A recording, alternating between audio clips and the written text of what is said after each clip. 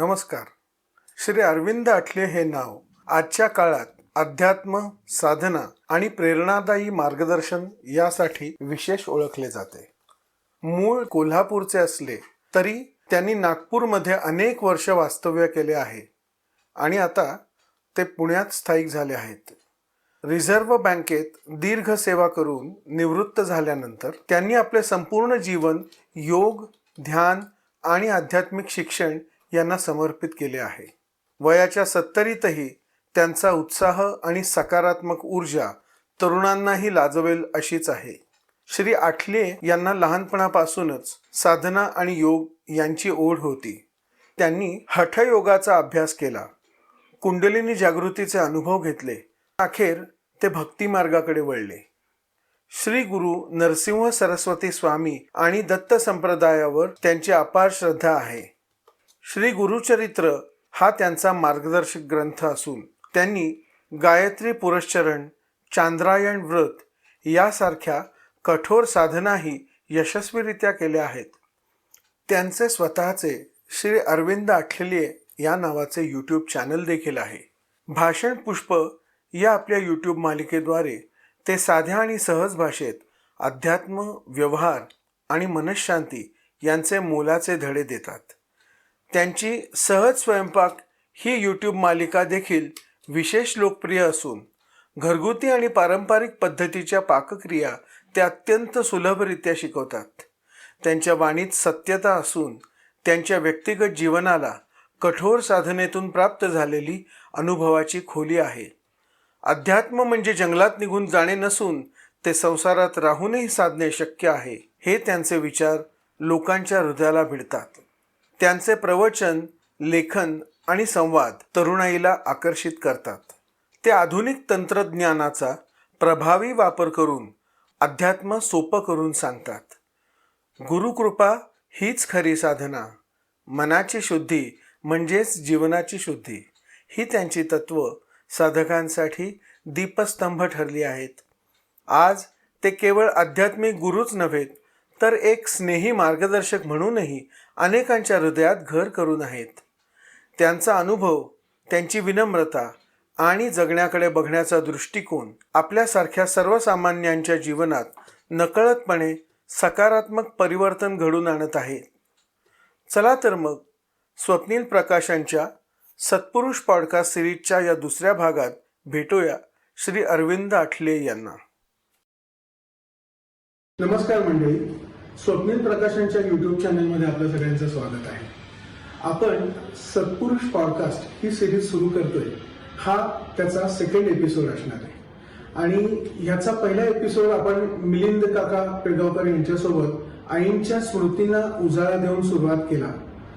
त्याच्यात आईंना भेटलेले अनेक संत महात्मे, सत्पुरुष यांच्याबद्दल सुद्धा जर आपण या सिरीजमध्ये इन्क्लूड करून ह्या सिरीजबद्दल अधिक आपण याचे व्हिडिओ जर वाढवले तर त्याला लोकांचा चांगला प्रतिसाद येईल आणि अधिकाधिक लोक ह्या सिरीजद्वारे सर्वांना परिचित होतील की ज्यांचा नम्रता भट यांच्याशी फार जवळून परिचय झाला.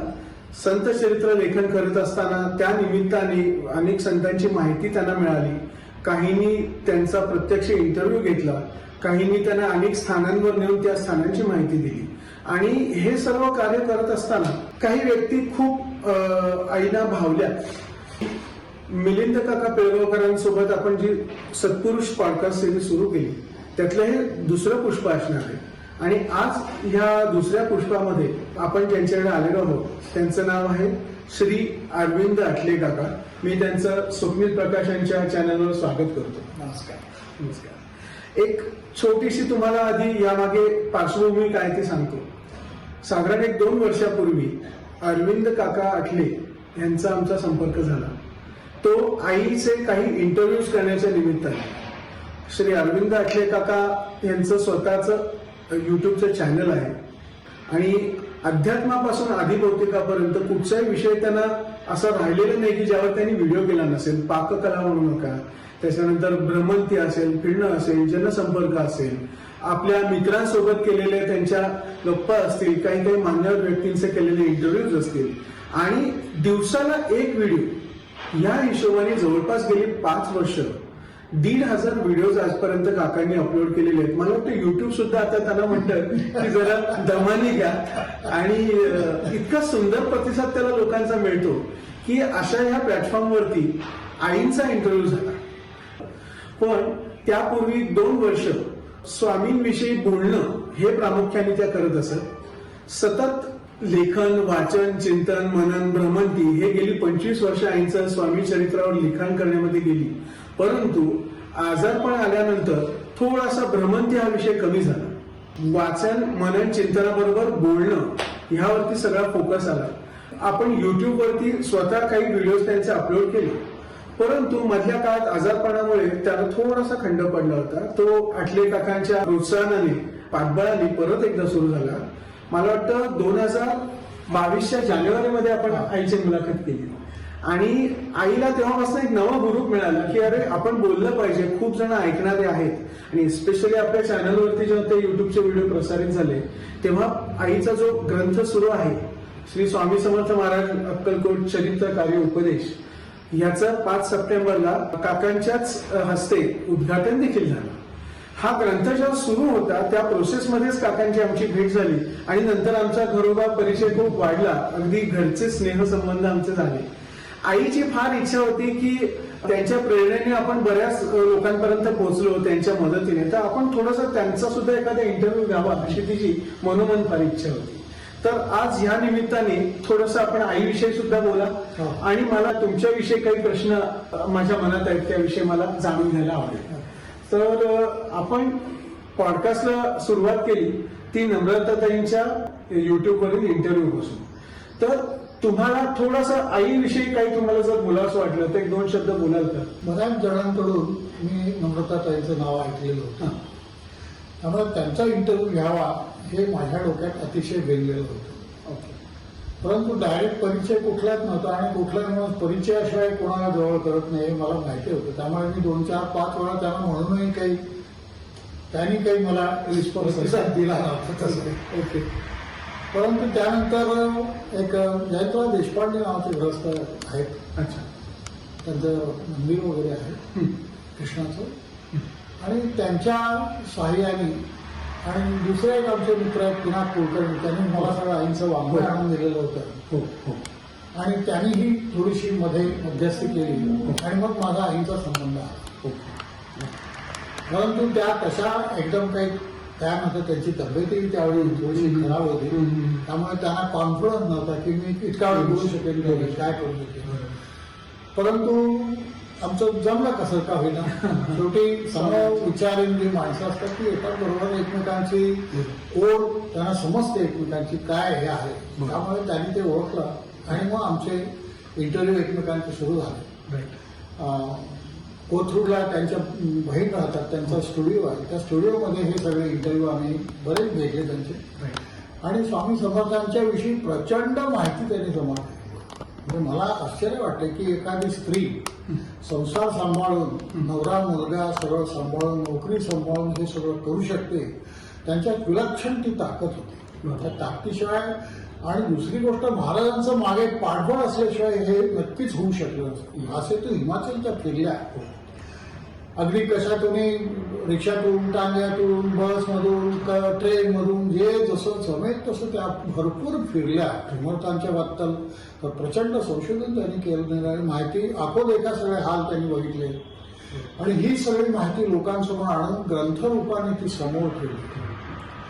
त्यामुळे त्यांचं जेवढं खरोखरच एका स्त्रीच्या हातून हे व्हावं, पुरुषांनी केलं तर नवल नाही, कारण पुरुषाला रात्रदिवस कुठली इतर कशाची काही हे असत नाही, पण स्त्रीला काही सामाजिक बंधन असतात, ते सगळं पाळून जे त्याने केलं, त्यामुळे मला मोठं त्यांचं आश्चर्य, म्हणून त्यांची मुलाखत घेण्याची माझी प्रचंड इच्छा होती, आणि ती त्यांनी पूर्ण केली.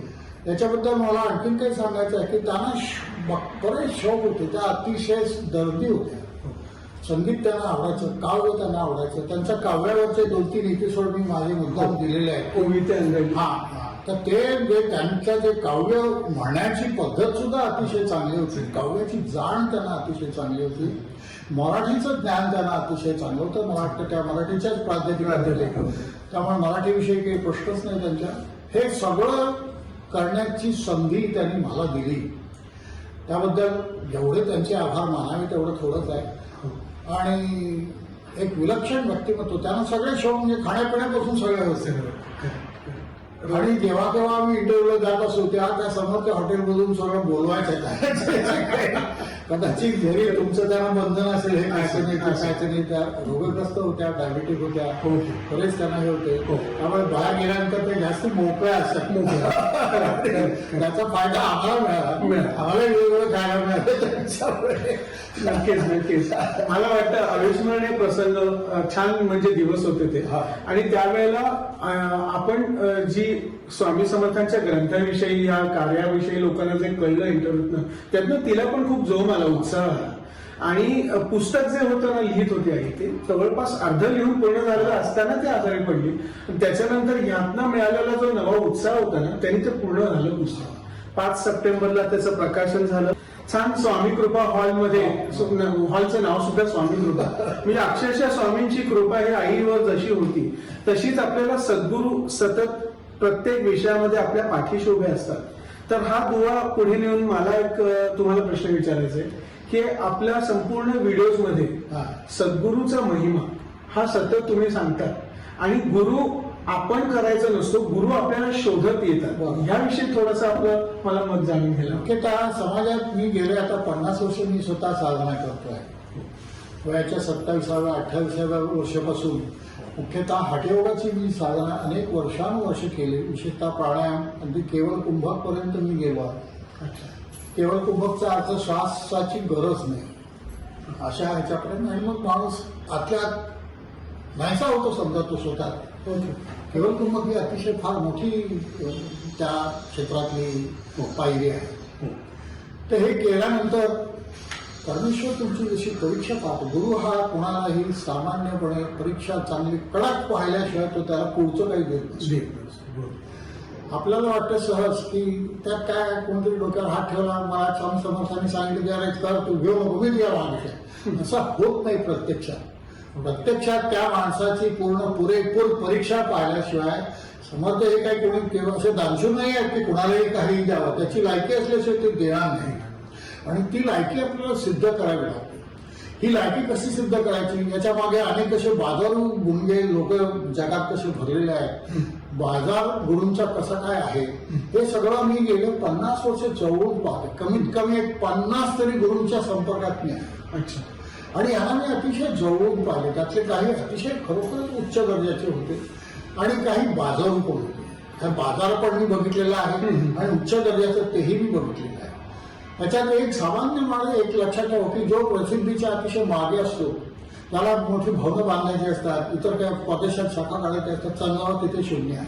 बरोबर, हे अगदी मी ढोबळ मनाने सांगतो. एखादा विवेकानंद गोष्ट वेगळी आहे, बरोबर, परंतु ते अपवाद असतात, नियम नसतात. आपण त्याचे नियम करून टाकले की माझ्या इतक्या ठिकाणी शाखा आहेत, मला इतके शिष्य आहेत, असं असत नाही. कोणालाही सांभाळणं इतकं सोपं नाही आहे. मी त्या भूमिकेतून गेलो असल्यामुळे सांगतो मी गुरु होणं ही अतिशय काटेरी मुकुट आहे. तो एखाद्याला समोरच्याला सांभाळायचं ही सोपी गोष्ट असत नाही. त्याचे दोष पोटात घालून हे आपण कसं वागायचं ही गोष्ट काही सोपी नाही आहे. आणि ही अवघड गोष्ट लोकांपर्यंत पोहोचवणं हे माझं काम आहे असं माझ्या लक्षात आलं. गेली 50 वर्ष जे काही मी उपासना करतो आहे, त्या 50 वर्षात मी जे काही शिकलो आहे, मला जे काही लोकांसमोर मांडायची माझी जी इच्छा आहे ती या चॅनलच्या द्वारे मी करतो आहे. परंतु असं आहे की मी एकदम डायरेक्ट माझी भाषणं सुरू केली असती, वेगवेगळ्या विषयावर मतं दिली असती तर ती कोणीही ऐकली नसते. खरं. त्याच्यासाठी काही एक मुद्दाम माध्यम आधी तयार करावं लागतं. त्यामुळे मी एक कोविडच्या काळामध्ये मला ती संधी मिळाली की लोकांसमोर कसं यायचं. त्यावेळी मी पाककलेचे व्हिडिओ सुरू केले. सुरुवातीचे खूप व्हिडिओ पाहिले की सुंदर सुंदर रेसिपीज कशा बनवायच्या कुकर कसा लावावा इथपासून त्या सगळ्या रेसिपीज त्यावेळी दिलेल्या आहेत. बरोबर. आणि याचं मुख्य उद्दिष्ट त्यावेळी जे काही परिस्थिती होती की हॉटेल्स बंद होते, रेस्टॉरंट बंद होते, लोकांना खायची पंचायत झाली, विशेषतः जे सिंगल होते त्यांचे तर फार हाल झाले. बरोबर. कारण त्यांना खायलाच काही नाही, बाहेर जाऊ शकत नाही, सगळं बंद आहे. म्हणून अशा वेळी मी ती सिरीज मुद्दाम लाईव्ह चालू केली. की सकाळी मी आदल्या दिवशी सांगेन कसं अमुक साहित्य तुम्ही तयार ठेवा आणि दुसऱ्या दिवशी त्या साहित्याने तो पदार्थ कसा करायचा, एक 10 ते 12 पदार्थ, कारण भात, भाजी, पोळी, बटाट्याची भाजी, शिरा, उपमा, असे जे कॉमन आपल्याला की जेवढे थोडेफार पदार्थ 8-10 आले की माणूस उपाशी राहू शकतो. काहीतरी तसं पोटा पाण्याची सोय पोटापाणी सोय होणार आणि पोटपाणी फार महत्वाचं आहे. त्याशिवाय पुढचं पोटपाणी मग विठोबा. मानसस्वास्थ्य सगळं त्या पोटावर अवलंबून. तर पोट ठीक असेल तर मनस्वास्थ्य ठीक आहे. खरंय. तर माझा चिडचिड होती. आणि तुम्ही चॅनलवर तुमचं सांगितलं पण आहे बरेचदा की हे जे मी खाण्यापिण्याचे जे रेसिपीज देतो याचं कारण लोकांनी स्वतः शिजवून खावं, बाहेरचं खाऊन तब्येती खराब करून आणि घेऊ. गंमत म्हणजे जवळपास 200 पुरुष त्यावेळी हे या चॅनलवर स्वयंपाक शिकले क्या बात आहे. आणि त्यांच्या बायकांचे मला मेसेज यायला लागले की तुम्ही फार मोठं काम केलं. क्या बात आहे. आता ऑफिसमधून आले तर मला नवरा मला चहा आणून समोर ठेवतो. हे दृश्य कधीच पाहिलं नव्हतं आमच्या. तर हे खूप मोठं काम झालं आणि हे मोठं काम माझ्यासाठी असं झालं की मला त्यामुळे सबस्क्रायबर मिळाला. बरोबर बरोबर. माझा भाव ऐकत तयार झाला बरोबर. आणि तो अतिशय फेकूर होता क्या बात आहे.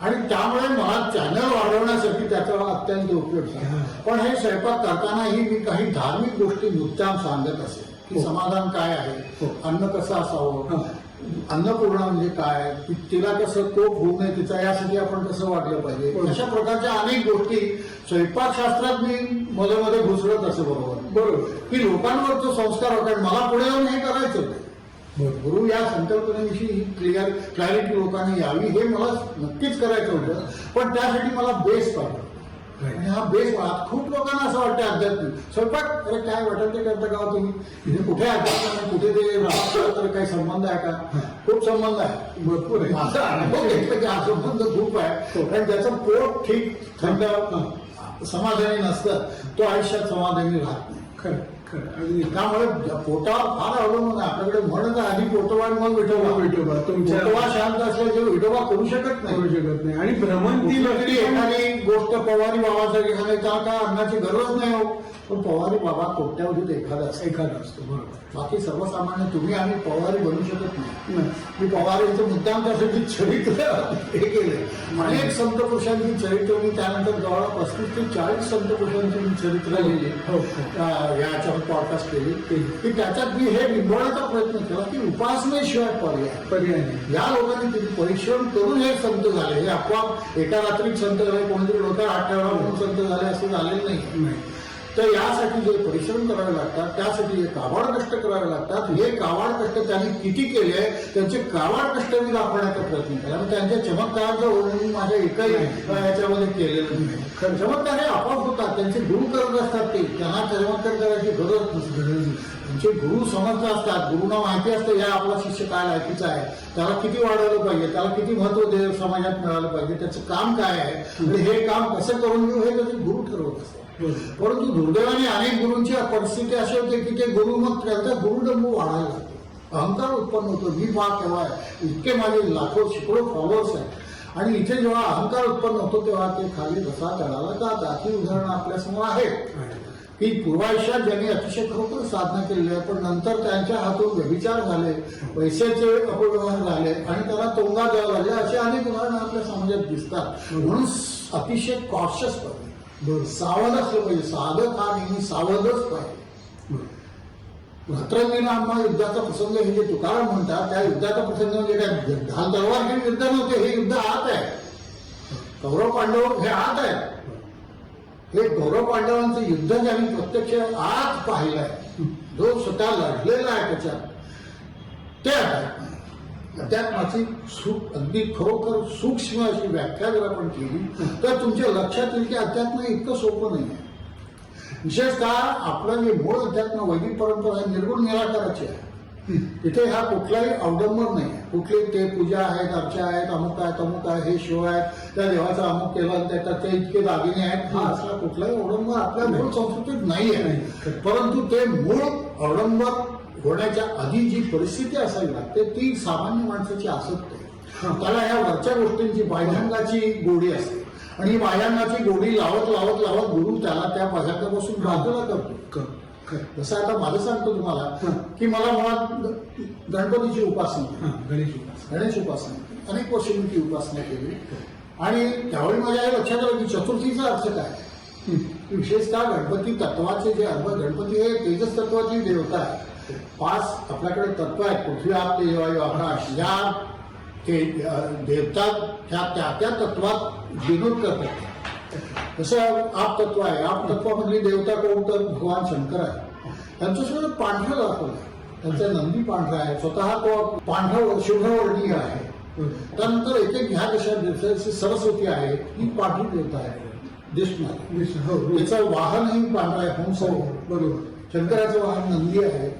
त्यानंतर तेजस तत्व, आप तत्व, वायू तत्व, आकाश तत्व ही सगळं वेगवेगळ्या देवतांचे स्तर आहेत. त्या स्तराप्रमाणे आपल्याला तर म्हणून शंकर सगळ्यात भोळे, कारण शंकर आपतत्वानंतर आपतत्व पहिले जे येतं पृथ्वीच्यानंतर ते पहिलं आहे. म्हणून ते सगळ्यात त्यात सोपं म्हणून त्याला भोळा शंकर म्हटलं. भोळा शंकरचा अर्थ हा नाही आहे की तो खरोखर भोळा आहे आणि खरोखर त्यांनी रावणाला आपला आत्मलिंग दिलं वगैरे. ह्या ज्या कथा आहेत त्या कथाच्या भेटलेली लाईफ वाचू शकलो पाहिजे. तर हा जो सगळा भाग आहे हा प्रामुख्याने मला समोर आणायचा. पण काका, हे तुम्ही जेव्हा सांगताना तुम्ही पहिल्यापासून आस्तिक होतात का? अगदी मी पूर्ण नास्तिक होतो. मी घरात कधी पूजा मला आवडत नसे. कारण काय, माझे वडील वैदिक होते. त्यांना वेदमूर्ती पदवी होती. पुण्याला एका वेदपाठ शाळेत ते शिकवत असत. परंतु ते इतक्या प्रामाणिकपणे आणि तळवेळीने शिकवत असत की आर्थिकदृष्ट्या त्यांचे भयंकर हाल. मी लहानपण सगळं बघितलं आहे आणि त्यामुळे मी नास्तिक झालो. आमचे सगळे भाऊ आम्ही सगळे नास्तिक झालो. कारण वडिलांचे हाल जे आम्ही बघितले की लोक नुसते तुम्ही मेहंदी लावायला 25,000 खर्च करतात, पण त्या ब्राह्मणाला 5,000 द्यायचे म्हणले की तुमच्या जीवावर. त्या ब्राह्मणाने आयुष्य सगळं त्या वेदात घालवलेलं आहे. त्याचं सगळं चरितार्थ त्याच्यावर आहे. मग त्याला तिथे कंदिशी का करतात? ही कंदिशी माझ्या वडिलांना केलेली समाजाने मी बघितली आणि त्यामुळे मला राग यायचा. त्या देवाबाईंचा सुद्धा राग यायचा. लग्न झाल्यावर सुद्धा मी बायकोला कधी मंगळागौर करून दिले नाही. तिला कधी देवापुढे दिवा लावून दिला नाही. कशाला फोटोचं तेल वाया घालतो असे विचार विचारायचे होतात. कारण मी अनुभवलंय ते फार वाईट होतं. नास्तिक बनण्याचं कारणच ते होतं. अनुभवाच्या समोर कोल्हापूरला माझा जन्म गेला. अनुभव समोरून गेला तर मी कधी नमस्कार करत नसेल किंवा आज जात नसेल. याची कधी गरज वाटली नाही. परंतु कर्मधर्म संयोगाने अशा एका व्यक्तीशी माझा पुढे संबंध आला की त्यांच्याशी मी हा वाद घातला असा. त्यांनी मला उपासना सांगितली की तू उपासना करा आणि मग मला येऊन तुम्ही सिन्सिअर आहात हे त्यांना माहिती होतं. तुम्ही सिन्सिअर आहे, मी जे काही बोलतोय हे वरवरचं नाही, हे आतून आहे. त्यामुळे त्यांनी सांगितलं की ठीक आहे, तुम्ही मी एक विशिष्ट उपासना सांगतो की तुम्ही करून बघा. तुम्हाला वाटलं की हे बोगस आहे तर करू नका, पुढे बंद. पण त्यानंतर जे माझ्या प्रचंड परिवर्तन झालं. एकदम इकडून असंच झालं ते सगळं, खालचं वरचं खालं. मग का अनुभव आपल्याला काही अनुभव त्यावेळी त्यांनी जी काही गणेशाची उपासना सांगितली होती, गणेशाच्या ह्याच्यात आता ते अनुभव काही सांगता येत नाही. सांगून शास्त्राचे त्याला काही बंधन आहेत, गुह्य असतात. काही सगळे अनुभव सांगणं अयोग्य आहे. पण तुम्हाला प्रत्यक्ष अनुभव आले त्यामुळे तुमचा विचारामुळे माझं सगळं बदलूनच नाही. त्यानंतर प्राणायामाचा जो काही मी अभ्यास केला त्यांच्या हठयोगाचा अभ्यास केला. हठयोगाचा 6-7 वर्ष मी हठयोगाचा अभ्यास केला. याच्यामध्ये मग लिंग शरीराने शरीराबाहेर पडणे किंवा हे करणे अशा इतक्या वेगवेगळ्या प्रकारचे अगदी सूर्यमालिकेच्या पलीकडे सुद्धा मी जाऊन आलो. जसे आपल्याकडे डॉक्टर वर्तक पविवर्तक हे जे करत असत त्या वर्तकांची माझी त्या काळात भेट झाली होती. अनेक लोकांनी जाऊन भेटत असे त्यानंतर आणि माझी उत्सुकता आणि अनुभव असं काही वाढत गेल्यानंतर की माझा पूर्णपणे ट्रान्सफॉर्मेशन झालं. आणि नंतर मला वाटायला लागलं की आता गुरुशिवाय शक्य नाही, नोकरी सोडून दिली. ओके, रिझर्व्ह बँकेची रिझर्व्ह बँकेत नोकरी सोडून दिली. नोकरी सोडून दिली. मुलांचं शिक्षण अर्धवट होतं, लग्न व्हायची होती. हे सगळं असताना नोकरी सोडली नाही आणि घरही सोडलं. की मला गुरुच्या जोपर्यंत मला गुरु मिळत नाही तोपर्यंत मी परत घरी येणार नाही. इतक्या आहे मी त्या काळामध्ये. किती साल असेल? 93-94. मग तुमची पूर्ण सर्व्हिस किती वर्ष झाली रिझर्व्ह बँकेत? माझी 26 वर्ष झाली. आणि तुम्ही अचानक 13 वर्ष नोकरी मी सोडली. गुरुच्या शोधात? गुरुच्या. म्हणजे तुम्ही घर वगैरे सगळं सोडून निघून गेलो. बर. आणि मग तिथून मग तुमचं पूर्ण लाईफ त्याच्या आधी तुम्ही हठयोगात होतो. हठयोगातही त्यातही कशा परीक्षा असतात म्हणजे त्यातल्या काही गोष्टी नावं सांगणं मला शक्य नाही आहे. परंतु आणि ते सांगणं अयोग्य आहे. शक्य नाही म्हणण्यापेक्षा अयोग्य आहे. त्या गुरूंनी माझी अशी काय जी काही परीक्षा बघितली की मला जीव गेला तर बरोबर अशी माझी हालत करून टाकली. माझ्यावर पैसे खाण्याचे आरोप झाले, परस्परी संबंध हा ठेवतो असे आरोप झाले, अनेक प्रकारचे जे काही लोकांना त्याग जे असतात ते सगळे आरोप माझ्यावर झाले. आणि त्यामुळे आणि हे गुरुनी केले. हे तिसऱ्या कुठल्या विद्यार्थ्यांनी नाही केले. जगात कोणी केले असते तर मला काही वाटलं नसतं. परंतु हे त्याने कारण त्यांना माझी परीक्षा पाहायची होती. मी हे वारंवार जे बिंबवतोय हे त्यासाठी की गुरु म्हणजे सरळ साधं सोपं पुरण नाही आहे. तो तुमची परीक्षा कशी पाहिजे. आता गजानन महाराजांची सिरीज सध्या चालू आहे. याच्यात गजानन महाराजांनी कशा कशा लोकांच्या परीक्षा पाहिल्या किंवा स्वामी समर्थांनी लोकांच्या कशा परीक्षा पाहिल्या ते जेव्हा दिसतं ना ते जर तुमच्या वाटायला तुम्ही पाय लावून पळून जा. खरंच खरोखरच पळून जा. आणि तिथे सावध असलं पाहिजे. माझा सगळा प्रयत्न हा त्यासाठी आहे की तुम्ही सावध राहा, कोणाच्याही आहारी जाऊ नका. आणि त्यानंतर मला अक्षरशः 12 वर्ष अतिशय विपन्नावस्थेत गेली आणि ती त्या गुरूंच्या इच्छेशिवाय झाली नाही याची मला खात्री आहे की त्यांनी तुमची पूर्ण परीक्षा पाहिली, उघडं नागडं करून टाकलं तुम्हाला की बघा आता तू काय करतो, आता पळतोस काही तू. पण मी पळालो नाही. मी त्याही परिस्थितीत त्या माझ्या उपासनेला त्या ह्याला मी टिकून होतो. आणि त्यानंतर माझ्या अनेक सत्पुरुषांच्या भेटी होत गेल्या आणि मग माझं आयुष्य पुन्हा अतिशय चांगल्या सुंदर असा वळला. म्हणजे तुम्ही गुरु शोधार्थ जे बाहेर पडला ते तुम्हाला पहिले सत्पुरुष कोण भेटले ज्यांच्यामुळे कलाटणी मिळाली? कलाटणी मिळाली तर अनेक लोक होते म्हणजे ज्यांच्या भेटी झाल्यानंतर मी नोकरी सोडली. अच्छा. हिमालयामध्ये बद्रीनाथ वगैरे आम्ही गेलो. तिथे एका सत्पुरुषांची त्यांचा मी स्वतंत्र पुन्हा एक एपिसोड माझ्या याच्यावर दिलेला आहे. ओके.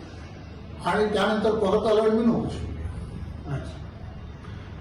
त्यांनी काही मला आधार दिला नाही. पण त्यांनी माझे सगळे बाकीचे जे हे होते माझ्या वाट्याला भोग होते ते सगळे त्यांनी संपवले. ते मला आल्यानंतर लक्षात आलं की माझी भोग संपलेली. ओके. आणि त्या क्षणी निर्णय घेतला की आता गुरुशिवाय शक्य नाही, आपण आता गुरु. ओके. आणि त्याप्रमाणे गुरुचा शोध झाला. बाहेर पडलो, सगळ्या ठिकाणी फिरत फिरत महाराष्ट्रात भरपूर ठिकाणी फिरलो. आणि फिरता फिरता माझ्या लक्षात आलं की हे इतकं सोपं नाही. सर्वसंग परित्याग करून सुद्धा गुरु मिळणं सोपं नाही.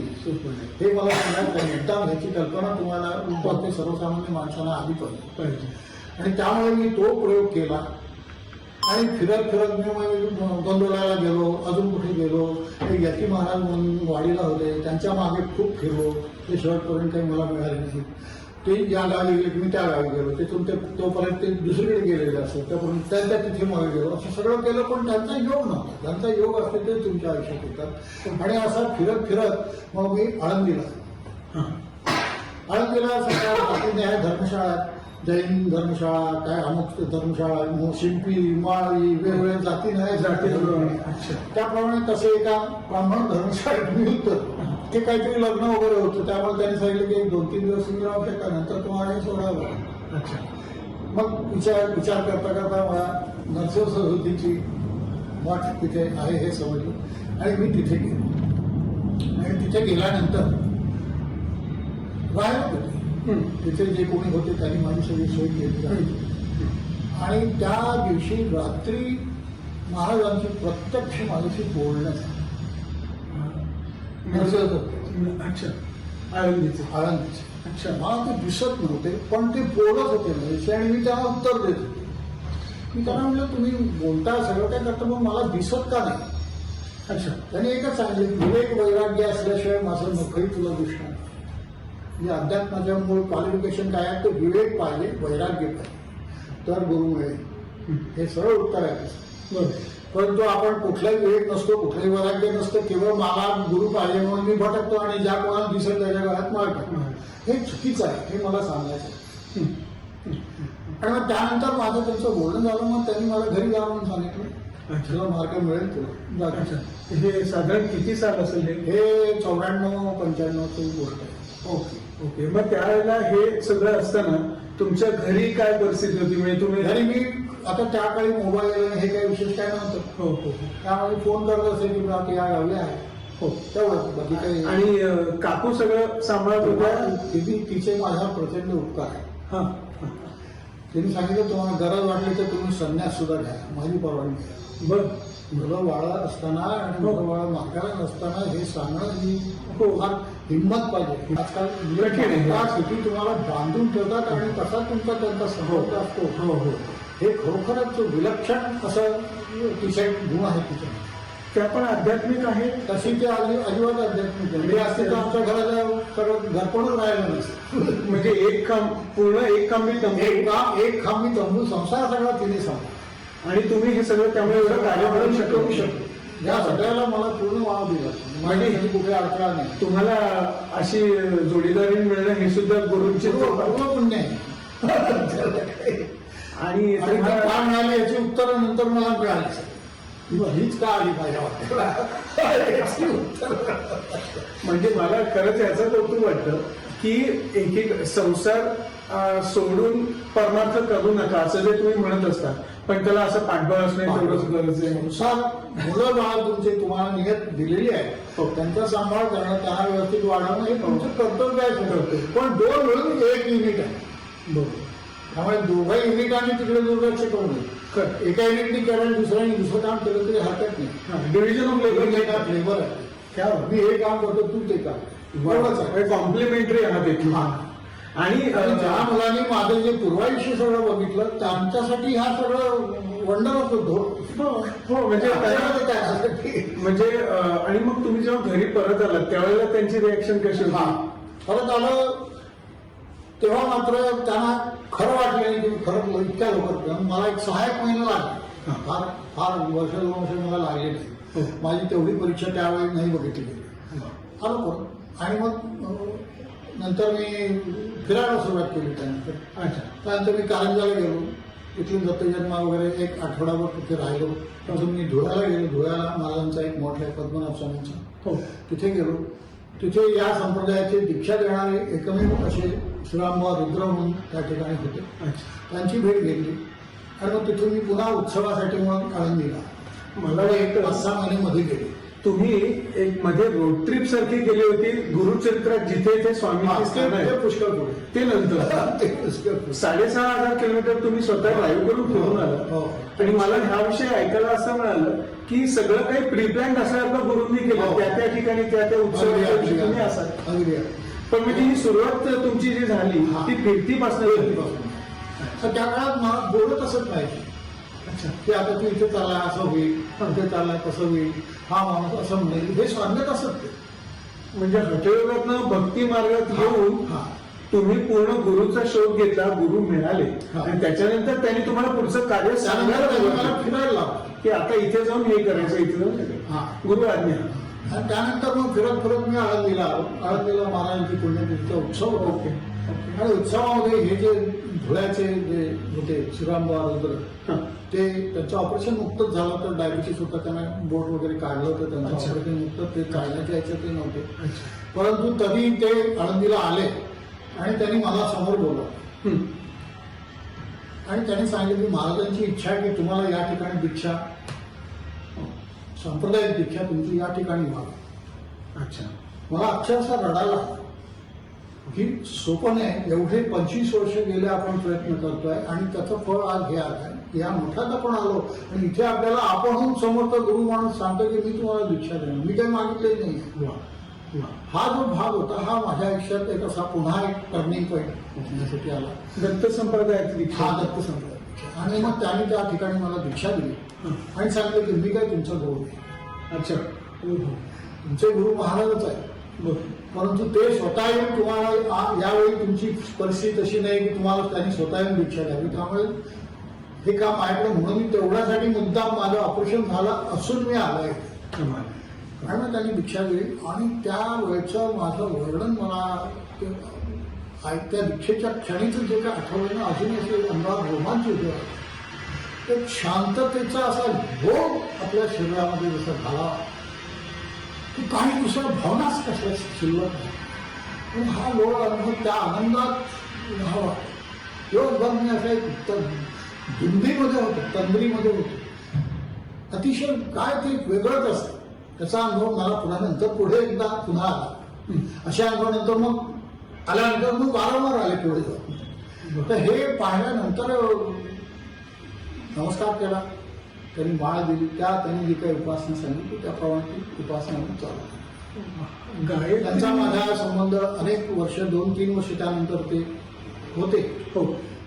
वारंवार मी धुळ्याला त्यांच्या सहवासासाठी जात होतो आणि अनेक गोष्टी मी त्यांच्याकडून शिकलो की संसारी असून आध्यात्मिक कसं असावं, संसारी असून मुलाबाळांच्या विषयी आपले व्यवहार कसे असावे, पत्नी संबंधी आपले व्यवहार कसे असावे, हे सगळं त्यांच्याकडून मी प्रॅक्टिकली शिकलो.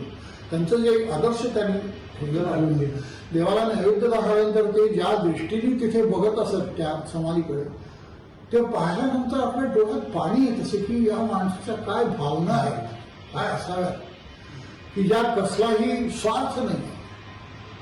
मला अमुक एक तू दे मग मी अमुक देतो हा कुठलाही व्यवहार त्यात नाही. हे जे पाहण्याचं भाग्य मला अनेक लोकांचे वेगवेगळ्या चांगले जसे बुवाबाज भेटले तसे चांगले लोक माझ्या आयुष्यात आले असे की ज्यांनी माझं आयुष्य बदलून टाकलं. असंच त्यांच्यानंतर ते गेल्यानंतर त्या दिवशी पहाटे महाराज मला स्वतः पुरा विभाग असं करावं, महाराज समोर आले आणि त्यांनी मला सांगितलं की तुला गायत्रीची दीक्षा द्यायची. गायत्रीची दीक्षा मला काही समजा, माझी दीक्षा तर होऊन गेला दत्तनंबराची झालेली आहे, परंतु त्याचा एक वेगळा किस्सा तो सार्वजनिकरित्या सांगणं मला योग्य वाटत नाही, परंतु त्याला काही कारण होतं पुन्हा दीक्षा देण्याचं.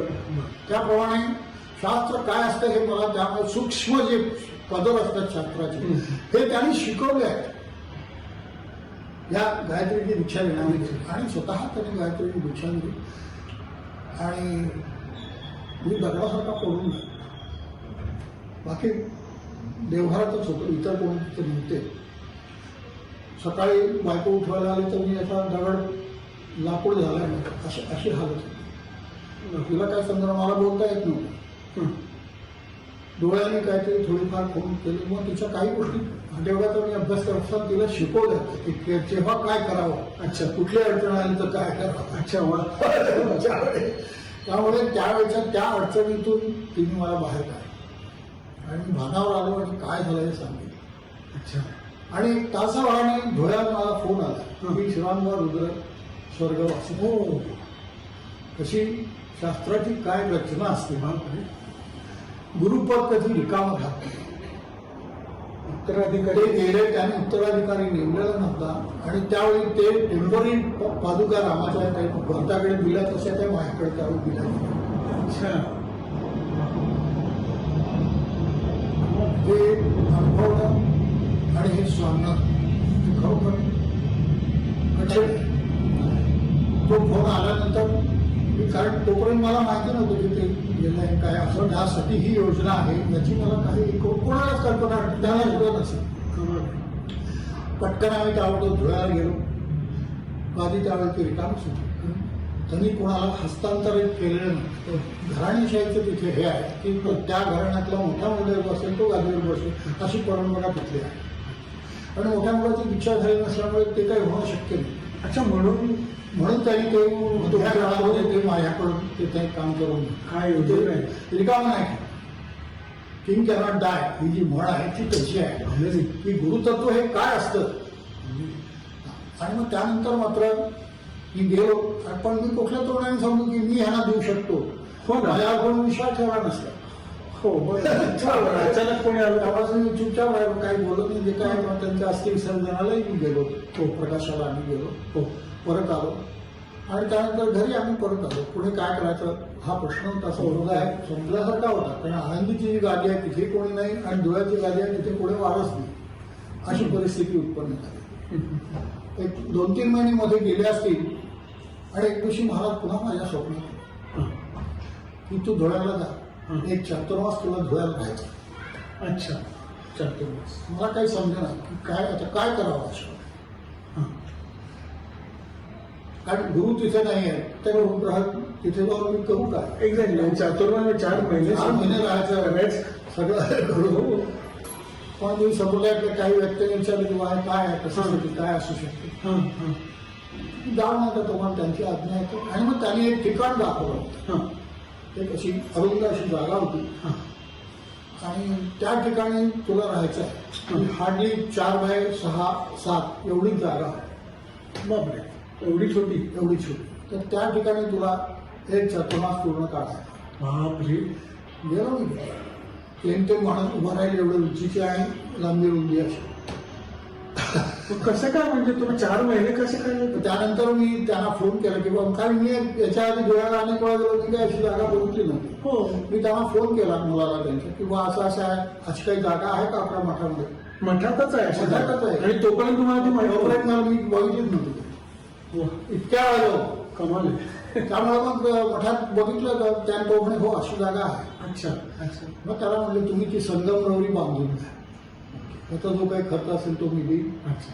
त्याला ध्यानग्रह असं नाव दिलं. वा वा. आणि मग त्या ध्यानगृहात मी जायच्या आधी त्यांनी बांधकाम सगळं करून घेतलं होतं. संगमरवरी बांधली जेमतेम एक माणूस जेमतेम तिथे झोपेल किंवा हे करेल एवढीच जागा आहे ती. त्या जागेत मी 4 महिने राहिले. आणि आपलं माझं दिल्याचं गायत्रीचं त्यावेळी महाराजांनी हे दिलं तर गायत्रीची दीक्षा. आणि तेव्हा एक संकल्प केला होता की 24 वर्ष अखंड हे गायत्री पुरस्चरण चालू राहील. वा. आणि मग त्यानंतर मी गायत्री पुरस्चरण चालू केलं. पुरस्चरण म्हणजे किती जप? एक पुरस्चरण म्हणजे 2,40,000 24 लाख 24 लाख. 24 लाखाचा जप. मग तेवढं त्याचं मार्जन, तर्पण, हवन पुन्हा 10% असं साधारणपणे तो 28 लाखाचा जप. म्हणजे एक करायला आपल्याला साधारण किती वेळ लागला? तुम्ही केला असेल पहिला तेव्हा? 3 वर्ष मला लागले. 24 लाखांनी त्याचं हवन मार्जन तर्पण. बरं. त्याप्रमाणे मग मी चातुर्मास राहिलो घरात. हो. आणि त्या चातुर्मासात शेवटी मला हे झाली की गुरुद्वादशी येते आहे. तर त्या दिवशी तुला 5 लोकांना दीक्षा द्यायची. अच्छा. मला समजा मी दीक्षा द्यायची म्हणजे मला अधिकार काय, माझा अधिकार लोकांनी का मान्य करावा. हां हां हां. त्यामुळे प्रश्न आला. पण मला काय होतं, धुळ्याला मला सवय होती की रोज 108 प्रदक्षिणा मी त्या समाधीला घालत असतो. अच्छा अच्छा. आणि नंतर गायत्रीचं हे चालू करायचं. त्याप्रमाणे रोजच्या प्रदक्षिणा मी चालू केला. आणि घालता घालता माझ्यातला मी संपला. काय झालं समजलंच नाही. आणि असं विलक्षण शरीरामध्ये चैतन्यच आहे केवळ, दुसरं काहीच नाही. आणि असं काय त्याचं वर्णन मला शब्दात नाही करता येत. तर तशी शरीराची अवस्था उत्पन्न झाली. आदल्या दिवशी मी लोकांना सांगितलं होतं, ज्या 5 लोकांची नावं त्यांनी सुचवली होती त्या 5 लोकांना सांगितलं की उद्या सकाळी या समाधीला अभिषेक चालू करा आणि मग तुमची दीक्षा मिळेल. पण रात्री मला वाटतं की आता इथून पळून जावं की कुठल्या अधिकाऱ्यांनी दिवाणी यांनी का मान्य करायचं. हो ना. पण म्हणजे तुम्ही तेवढे योग्यता दुसरं नव्हतं कोणी त्यावेळी, त्यामुळे तुम्हाला निवडलं होतं तसं. निवडलं. याला यती धर्म म्हणतात. अच्छा. यती म्हणजे जो जोडतो. संप्रदाय हा जोडला गेला त्यावेळी. अनेक लोकांना त्यातलं समजत नाही. दुर्दैवाने काही त्याच्यातले गैरसमजही उत्पन्न झाले. काही लोकांना ते काहीतरी विचित्रही वाटलं. सगळं अनेक प्रकारचं म्युझिक फेस करावं लागतं माणसाला. तसं मला त्यावेळी वेगवेगळ्या करावं लागलं. हो. आणि त्यानंतर जेव्हा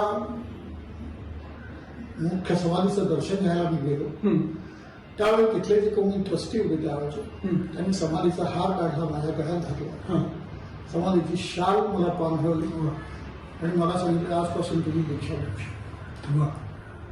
म्हणजे त्या 5 जणांच्या नशिबीत ती दीक्षा होती म्हणून हे सगळं गुरुजी सगळं.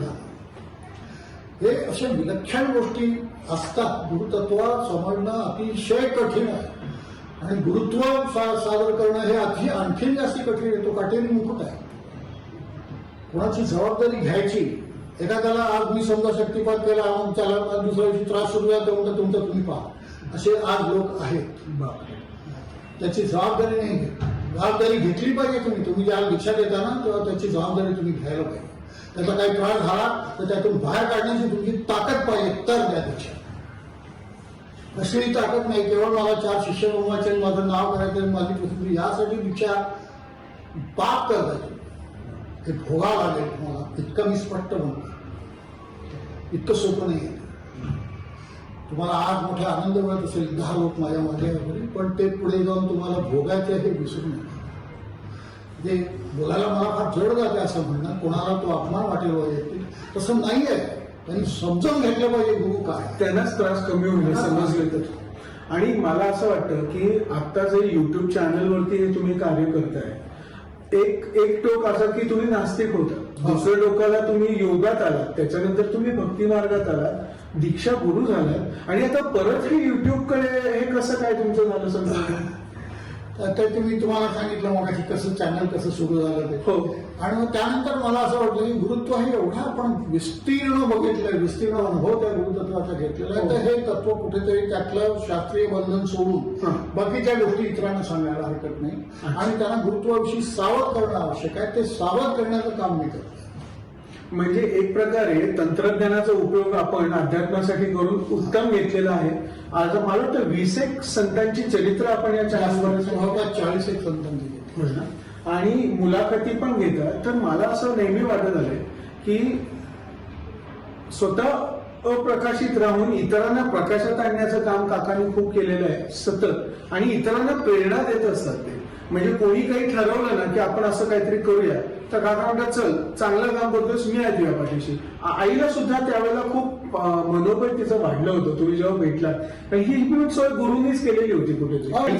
शेवटी एकच आहे, हे लोक विसरतात. मी नावा जरी कोणी स्वामी समर्थ असेल, कोणी अजून कोणी असेल, कोणी अजून कोणी असेल, हे सगळं काम यांच्या हातून करणारा कोणी एक वेगळा गुरु ही शक्ती आहे. ही शक्ती ह्या सर्व देहातून काम करत असते, हे आपण लक्षात घेतलं पाहिजे. हा कमी दर्जाचा आहे, तो यशी दर्जाचा आहे, तो खूप मोठा आहे, हा खूप लहान आहे असं नसतं. पहिलीचे मुळाक्षर शिकवणारा जो रस असतो आणि PhDला मॅथमॅटिक्स शिकवणारा, या दोघांची गुरु म्हणून लायकी एकच असते. अच्छा. तर त्या PhD झाला म्हणून तो फार हे झाला असं नाही. त्याला हे काम दिलं आणि याला हे काम दिलं, एवढाच फरक आहे. दोन्ही मागे असणारा गुरु एकच आहे, तो एकच आहे. ते तत्व मागून काम करतात. बरं. आणि ते तत्व एकदा आत्मसात केल्यानंतर तेही आपण विसरून जातो. अच्छा. म्हणजे अनेक वेळा मला असा प्रश्न होतो की आता मी कुठे नैवेद्य किंवा हे दाखवतोय, आपण जेवायला बसलो, ते हे फिरवतो, मी त्यातलं काही करत नाही. पण मला असं वाटतं की माझा मीच नैवेद्य दाखवू का हो मला? याचा अर्थ तुमच्या लक्षात होतं का मला माहिती नाही, परंतु अशी स्थिती येते. कसलाच काही इंटरेस्ट राहत नाही. इतका अलिप्त माणूस होऊन जातो, त्या संसारातून तो अलिप्त होतो, पैशाच्या व्यवहारातून अलिप्त होतो, सगळ्या गोष्टीतून तो अलिप्त होऊन अतिशय वेगळं एक शांतीचं सुख तो भोगत असतो. आणि ती गुरुरूप हे म्हणतो तसं ती जे गुरुरूपता जी आहे, गुरुच्या अवस्थेत तो जातो आणि त्या अवस्थेत जे काही शांत आहे सगळं, तिथे कसलं काही तक्रार नाही, कशाचं काय डोक्याला काय कटकट नाही, काही नाही, शांत आहे आणि नाही. अस्तित्व आहे पण अस्तित्व नाही, अशा एका वेगळ्या फार वेगळ्या अवस्थेत तो माणूस आहे.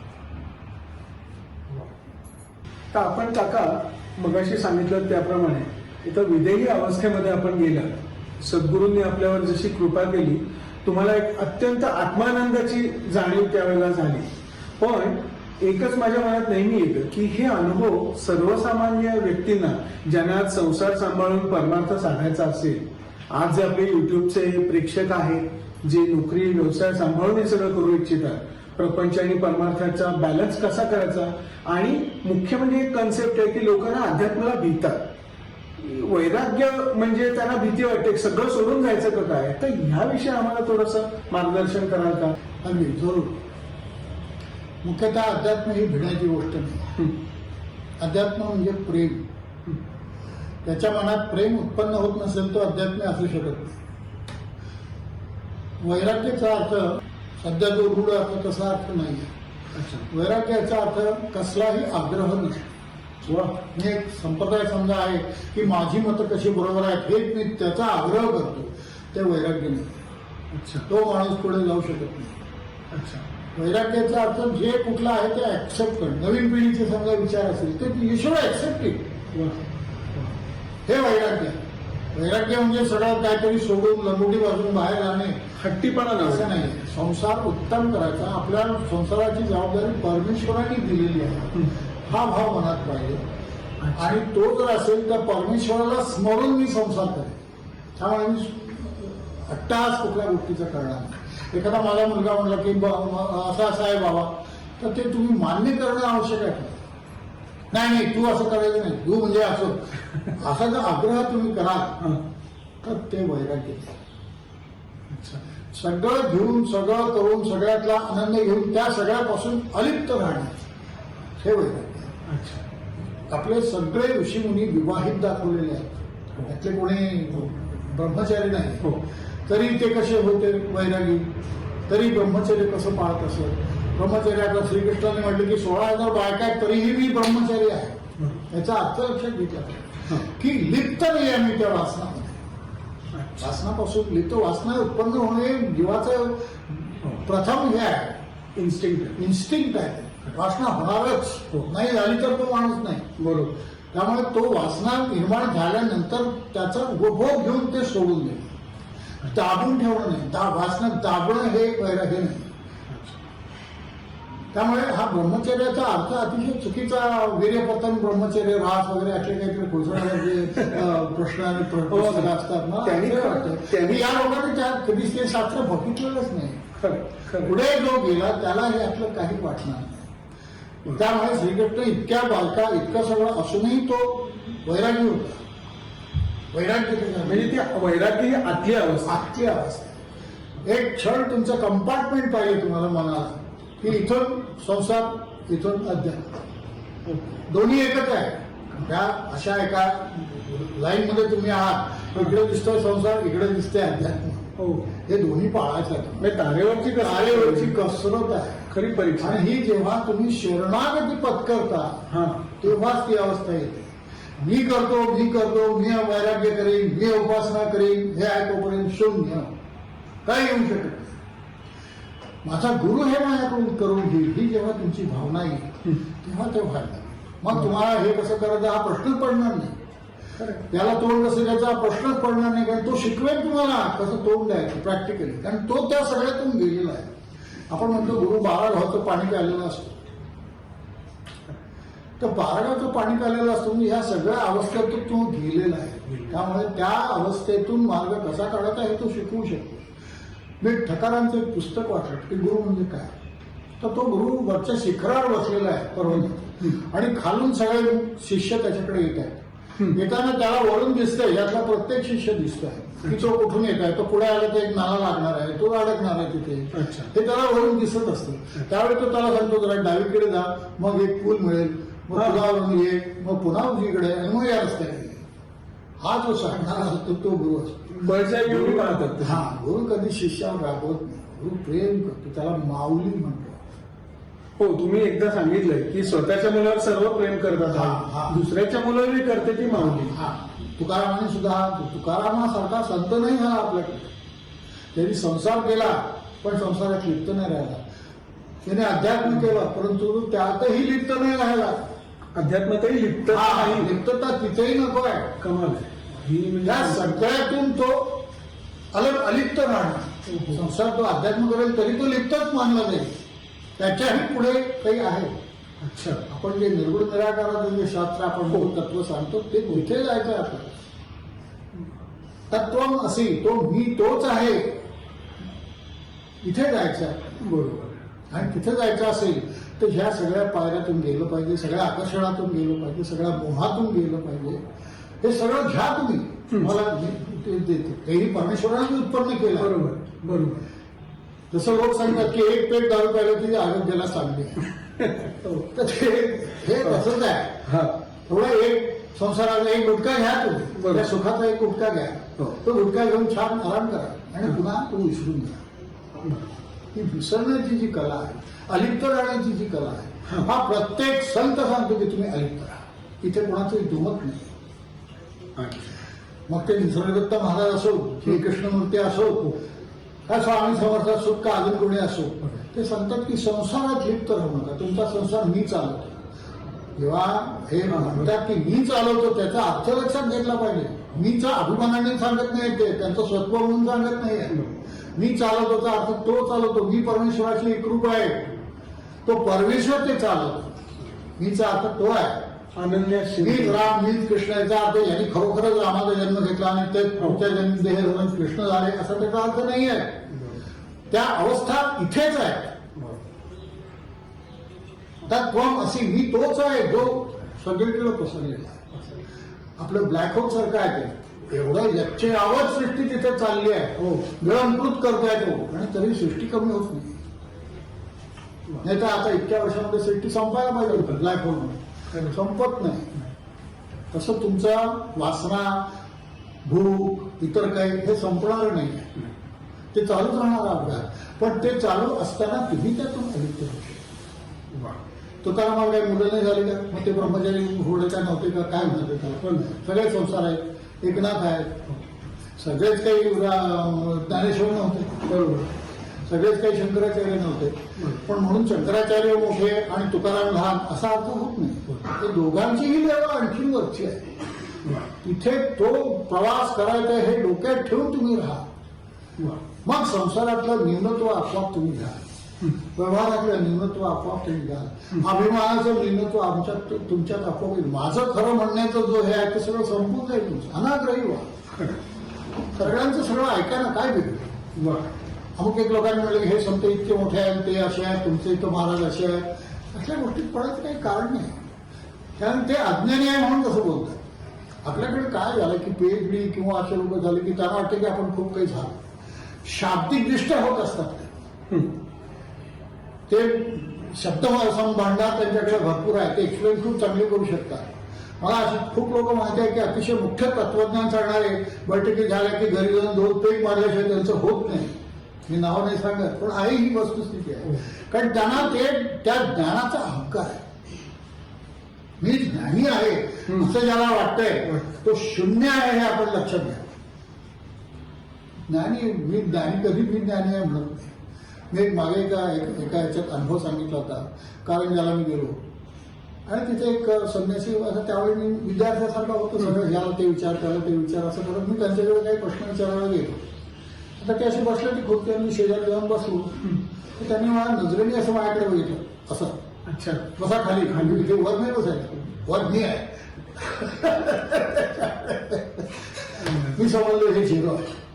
किती वस्त्र तुम्ही भरवी पाहिली का, पांढरी घातली का नाही घातली याच्याशी काही मतलब नाही. तेव्हा हे जे आहे ना, खूप लोकांना असं वाटतं की आपण प्रचंड ज्ञानी आहोत आणि हे ज्ञानी आहोत असं ज्यांना वाटते ते त्या शून्य असतात. रामकृष्ण परमहंस म्हणतात की बा हे काही शास्त्र वगैरे माहिती असण्याची काही गरज नाही, खरोखर गरज नाही. त्यांना एकदा विचारलं की तुम्ही समाधीत जाता म्हणजे काय होतं, तर ते बसले तरी आता असं होतं, आता असं होतं, आता असं होतं, असं करत करत त्याचं बोलणं म्हणजे झालं. तर ते वर गेला बोलणार कोण? मग सांगणारच होतं. अशी स्थिती आहे. मला एका सुदैवाने एका दत्त संप्रदायाची ज्ञानेश्वरला रंगाला शिष्य होते, त्यांची माझी भेट झाली आणि दत्त संप्रदाय काय आहे हे त्यांनी मला समजावून सांगितलं.